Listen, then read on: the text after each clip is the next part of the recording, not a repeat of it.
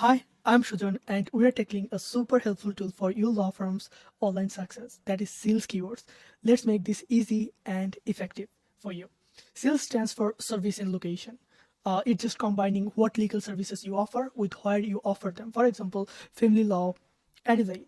Pretty straightforward, right? So, first step, jot down your services. Think about what you offer, like divorce settlement or child custody. Every services is a potential keyword.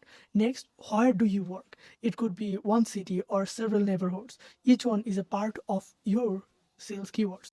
Now, mix them up. Take a service at a location, and there's your sales keywords. Family law, Adelaide, for example. It's that simple, just like this. Family lawyers is your service, and Adelaide, the city or neighborhood.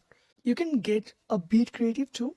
Add words like experienced, like this, experienced,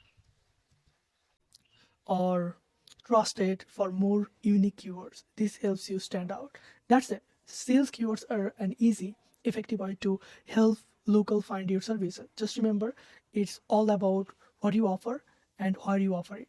I'm Sujon, and it's been a great sharing this tip with you. Until next time, keep making your law firm the obvious choice for your community.